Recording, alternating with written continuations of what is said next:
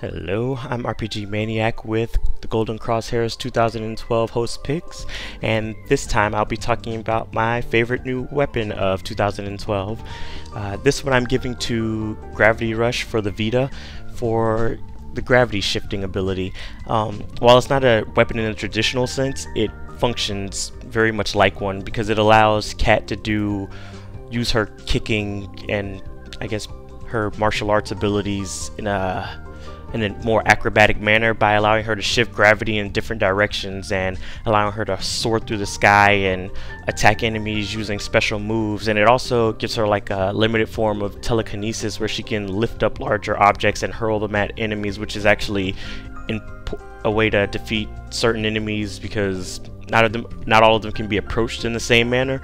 So it also gives you different options, whether it's circling behind an enemy and attacking their weak point, or throwing objects at them to reveal a weak point, or allowing her to create miniature black holes to suck in enemies and do devastation on a large scale. And it also allows her to do like a super gravity throw thing, which is similar to her primary telekinesis like ability, except it's on a much larger scale and she's like hurling large bolts of debris at enemies.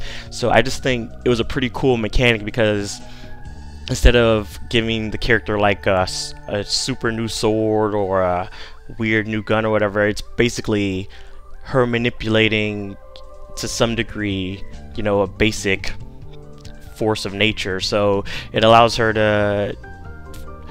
to get around towns as well as attack enemies and use enemies as her own personal playthings. That she's hurling objects at them and doing her spinning kicks and all kinds of flying and stuff through the air, which is kind of cool. So it was my favorite new mechanic, and it's probably often overlooked because it wasn't one of the more traditional type of games that we've gotten recently this gen. So I also like it for that reason as well, because it's not just the same thing that we've had in the past. So for me, the gravity shifting was a pretty cool new mechanic that opened up a lot of possibilities for future games. And you can kind of see, oh well, I could do this with the character and they may not necessarily have to have a traditional weapon, so we could just do this in the future and maybe have some cooler game mechanics. So hopefully this keeps up and maybe we'll see more if the game gets a sequel.